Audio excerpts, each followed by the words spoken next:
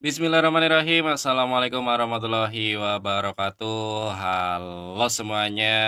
Kembali lagi bersama saya Nurul Hadi Bauci di channel Ngapakpedia. Oke teman-teman, jadi sebelum menunggu rilisnya installer aplikasi Dapodik, ini ya teman-teman bisa baca versi 2024 itu dirilis pada tanggal yang belum ditentukan. Ini ada bocoran, berarti nanti ya sabar aja. Pokoknya kalau sudah rilis pasti di Ngapakpedia akan kami informasikan ya. Ini baru screenshotannya. Oke, tapi kalian ngecek nggak bakal ada teman-teman ya. Nah, sebelum membahas installernya, kita bahas dulu pengetahuan tentang yang beberapa teman-teman tanyakan tentang rombel ya. Bang, siswa 30 bisa jadi 2 rombel apa tidak? Bang, siswa 60 bisa jadi 3 rombel apa tidak untuk SMP? Dan lain sebagainya. Makanya sebelum rilis Dapodik, ini perlu teman-teman ketahui ya. Ya, nanti akan saya bahas tentang untuk sekolah SD sederajat, SMP sederajat, SMA SMK sederajat. Ini nanti ada aturannya ya, rombelnya berapa maksimalnya gitu teman-teman. Dan beberapa catatan terkait eh, jumlah siswa dan proses kerja kalian biar tidak bolak-balik ngerjain nanti di dapodiknya ya. Nah, di sini nanti akan saya jelaskan kolom pertama itu untuk tingkat sekolahnya, kolom kedua itu untuk jumlah siswa pendaftarnya ya, siswa barunya berapa. Kemudian ini maksimalnya itu adalah SD itu maksimal per rombel ya. Ini saya lengkapi saja. Kita perbesar. Ya, kemudian jumlah rombelnya berapa hasilnya ya. Pembulatan untuk rombel. Nah, di sini untuk SD itu maksimal per rombelnya itu 28 ya teman-teman ya. Kemudian untuk SMP maksimalnya 32 dan untuk SMA SMK maksimalnya adalah 36. Nah, perhitungannya, cara menghitungnya adalah kalian bisa hitung sendiri nanti di Excel rumusnya seperti ini. Sama dengan jumlah siswa baru dibagi dengan maksimal per rombelnya. Kalian enter ya. Kemudian ini pembulatan rombel. Jadi nanti ini dibulatkan saja teman-teman ya. Ini nanti dibulatkan ke sini. Ya nanti setelah muncul angkanya. Contohnya seperti ini. Pak, jumlah siswa saya cuma 20 yang daftar di SD. Kita lihat, kita masukkan saja 20. Maka di sini rombelnya adalah 0,7. Ini hasil baginya. Dibulatkan ke atas berarti rombelnya hanya satu saja, tidak bisa jadi dua. Kemudian kalau SMP gimana? SMP misalnya SMP saya dapat 35 Pak. Oke, 35 kita lihat 1,09. Maka pembulatannya adalah satu. Ya, karena di sini 1,0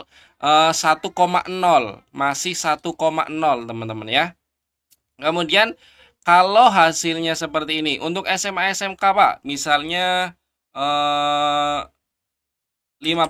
berapa? Nah, kalau 55 kan misalnya dibagi 36 1,5 sekian. Ini bisa maksimalnya 2 rombel. Begitu seterusnya. Misal SD ada 30 gimana, Pak? Nah, 30 ya. Kita lihat 30.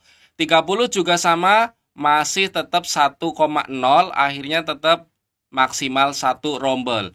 Bang, itu kan rombelnya maksimal 28. Dapat 30 siswa kok tidak bisa jadi 2 rombel?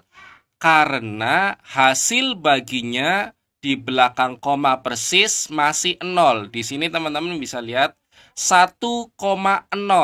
Maka di sini tetap 1 rombel. Apakah bermasalah jika 1 rombelnya 30?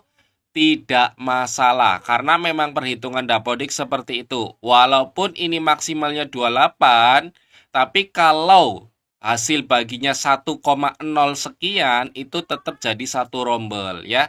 Maksimal ini hanya dijadikan sebagai dasar menentukan rombel. Realitasnya, misal nih, misal, Pak, saya dapat 40 anak nih di SD. Tapi ruangannya cuma satu. Apakah boleh jadi 1 rombel? Boleh, ya. Hanya saja kayaknya sekolahnya nanti tidak etis ya.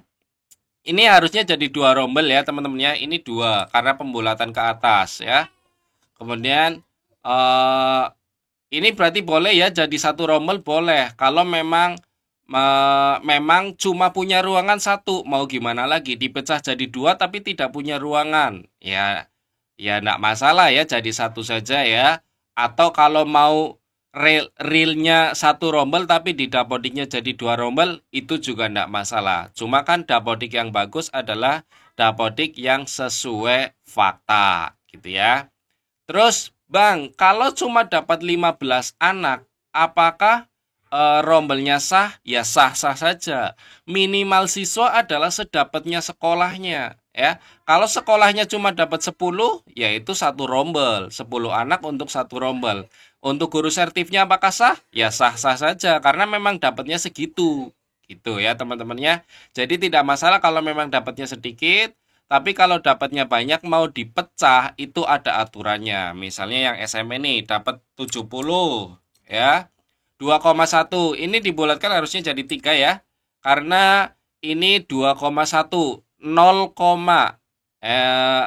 angka angka di belakang komanya lebih dari 0. Pokoknya kalau di belakang koma lebih dari 0 maka dibulatkannya ke atas. Gitu ya. Jadi ini pembulatan rombelnya jadi 3 rombel. Terus mecahnya gimana? Ya udah tinggal 70 dibagi 3 aja. Misalnya 23, 23, 24. Gitu kan bisa ya untuk jumlah rombelnya ya. Seperti itu ya. Kemudian intinya adalah jumlah siswa baru dibagi maksimal rombel. Itu akan menghasilkan jumlah rombel maksimal dalam dapodik yang diakui. Karena nanti kalau maksa jadi 3, misalnya di sini jadi 3 rombel, itu nanti akan invalid teman-teman ya. Kemudian ini ada beberapa catatan yang ingin saya sampaikan agar teman-teman itu nanti kerja dapodiknya bisa lancar gitu ya. Yang pertama adalah di sini saat dapodik rilis nanti, teman-teman itu sebaiknya tarik siswa dulu ya. Narik siswa aja yang masuk ke dapodik kalian, misalnya 1 atau 2 anak aja untuk perwakilan siswa nanti di kelas 1-nya. Gitu ya.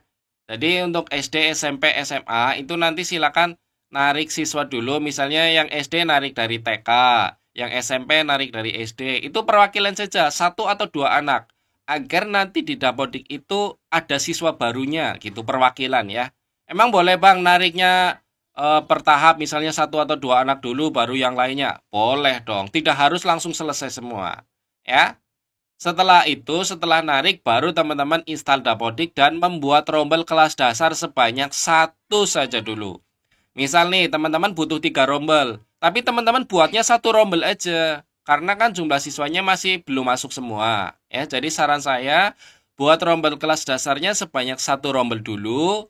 Meskipun rombel yang akan dibuat di kelas dasar lebih dari 1 ya. Kemudian setelah itu selesaikan invalid dapodiknya. Ya nanti kan teman-teman bisa ngecek invalid dapodiknya yang mana lalu diselesaikan. Yang keempat baru lanjutkan tarik siswa baru. Bang, misalnya nomor 3 saya belum bisa selesaikan invalid. Apakah bisa lanjut tarik siswa baru? Boleh ya. Selama kalian sudah install dapodik dan sudah membuat rombel, itu kalian bisa lanjut narik siswa baru. Nanti proses selanjutnya adalah tinggal tarik data agar siswanya masuk. Tapi lebih bagus kalau bisa menyelesaikan invalid dapodik dulu. Itu lebih bagus ya. Setelah langkah keempat, langkah kelima adalah sinkronisasi dapodik agar siswa yang kita tarik bisa masuk ke dapodik ya. Atau kalau masih ada invalid, berarti langkah kelima ini kita ganti tarik data, gitu ya. Nah, setelah itu silakan teman-teman masukkan semua siswa baru ke dalam 1 rombel dulu. Bang, misalnya saya kan butuhnya 3 rombel, kenapa dimasukkan 1 rombel dulu? Ya enggak masalah, ini agar cepat aja proses pengerjaan dapodiknya ya, agar cepat. Abaikan warningnya dulu ya. Pokoknya ikuti langkah ini. Setelah semuanya masuk, siswa baru sudah ada di dapodik, baru teman-teman buat rombel lainnya jika memang membutuhkan lebih dari 1 rombel. Selanjutnya, silakan teman-teman masukkan siswa ke dalam rombel sesuai pembagiannya ya. Selanjutnya tinggal sinkronisasi dan selesai. Nanti proses ini bisa cepat kalau teman-teman ikuti alur ini. ya. Atau misalnya nih, saya mau narik siswa semua dulu aja lah Bang biar cepat. Itu juga enggak masalah ya. Saran saya sih begini nih, saran saya ya. Jadi seperti itu teman-teman untuk masalah pembagian rombel, jumlah rombel, dan proses pada saat instalasi dapodik agar kerja kalian tidak 2 kali kerja karena berhubungan dengan tarik siswa itu biasanya agak ribet ya. Jadi seperti itu sedikit saran dan tips dari saya ya teman-teman ya. Karena saya selama 2 tahun terakhir menggunakan cara ini untuk mengerjakan dapodik dan alhamdulillah semuanya selesai dengan lancar. Itu ya teman-teman. Jadi silakan teman-teman coba hitung sendiri jumlah siswanya berapa, lalu berapa rombel maksimal yang dibutuhkan, gitu ya. Jadi itu saja informasi terkait rombel. Jika ada yang mau ditanyakan silakan teman-teman komen aja di kolom komentar ya. Kurang lebihnya mohon maaf. Saya akhiri. Salam satu nusa, salam satu bangsa, salam satu bahasa, salam satu data. Salam terakhir, salam Ngapakpedia. Wassalamualaikum warahmatullahi wabarakatuh.